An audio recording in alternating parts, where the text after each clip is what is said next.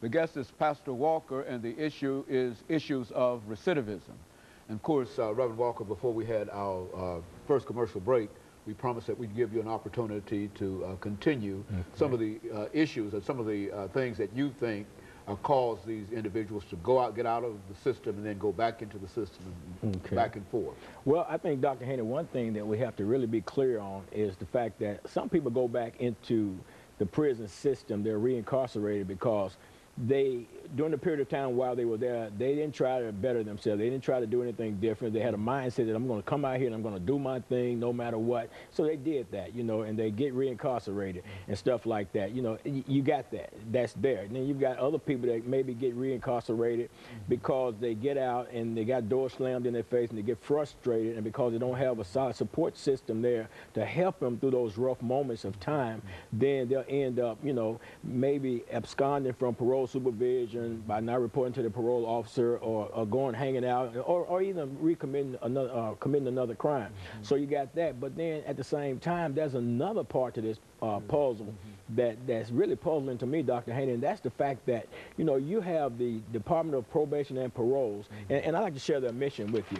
It says our mission is to minimize public risk and promote lawful behavior by the prudent, orderly release and community supervision of adult offenders at the least cost to taxpayers.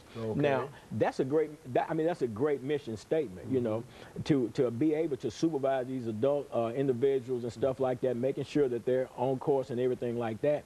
But the reality is that's a myth. That's not really what's happening in terms of the experiences that I've had with the probations and paroles, and more so in particular, Mr. Gary Tulloch, who's the Director of Field Services. Because, Dr. Haney, we developed a program. God empowered us to develop a program that has 42 guidelines, and then we have a fine system in place that we use as leverage to enforce those guidelines. Everybody knows that in society, you know, if you go down the street speeding, you get pulled over and given a speeding ticket, you got to pay a fine.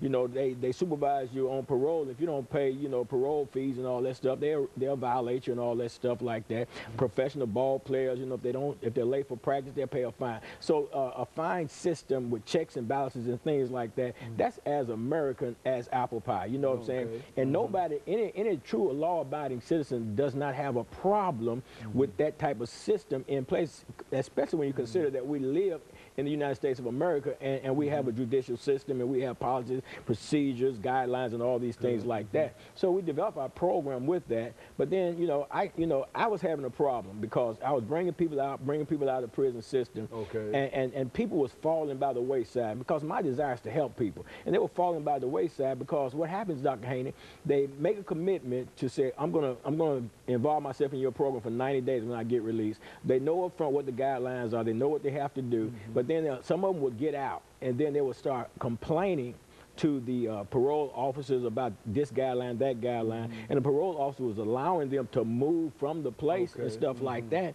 And then what happened was the person, they moved from the structured environment that they had paroled into, and now they're out there failing. So they actually been set up to fail in a situation like that. By taking them out the program itself. By taking them out the program.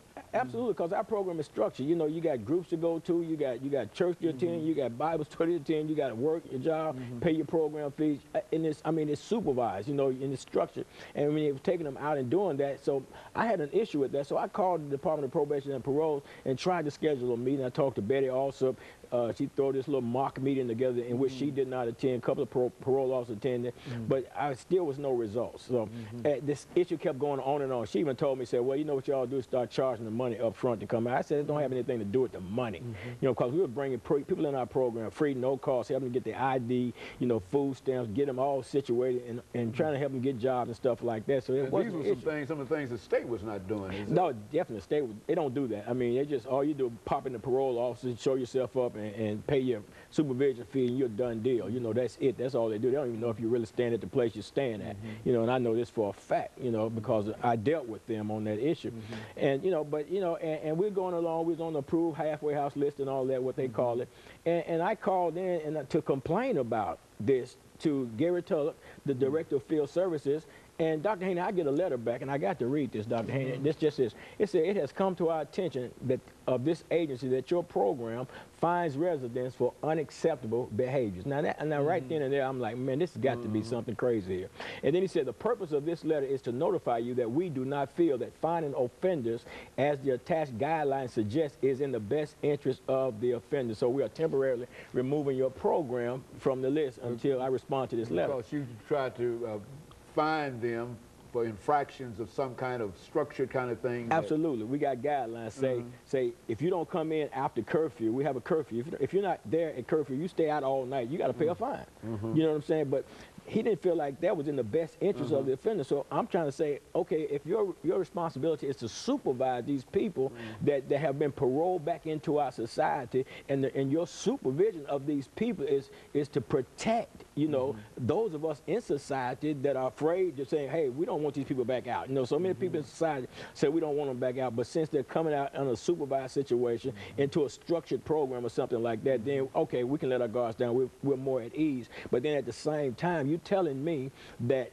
I'm wrong because I have a fine system in place, just like the court system does, just like they have. You know, you technically violate somebody if they move without letting you know they move, but something is wrong with my system, you know, and that doesn't make sense to me. You know, how in the world, because there'll be a problem with finding somebody for violating the guidelines, which they should violate anyway. I mean, it should be the position of the Department of Probation and Parole to make sure that these people are living a structured life, abiding by the laws of the state of Tennessee or whatever guidelines, the program or job or whatever else. Well, would you say that the only outcome for not having a structured kind of relationship with these individuals that you have is recidivism? That's it. Because if they get out of that structure, they go back to doing the whole... Dr. Haney, they go back. I got a letter right now from a guy that was in my program that has gone back into the system and said he wants to get back in my program. He says, it's not because of parole, because I'm flattening my sentence, which means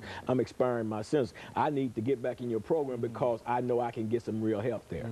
You know, but of course, they allowed him to make that move out, and then, you know, he failed and went back to the system. And of course, what we'd like to talk about during this last segment, as we end this particular segment, Reverend Walker, is some of the issues associated with the pardon and release of individuals, and additional kind of information that you might want to share with us concerning the sponsorship in a real sense of these particular individuals. Because if they are not able to be sponsored by your program and other programs similar to your program, then we have no alternative but to continue talking about this issue of recidivism. Because they will be right back. Of course, we'll be back with our audience following this very, very short commercial break.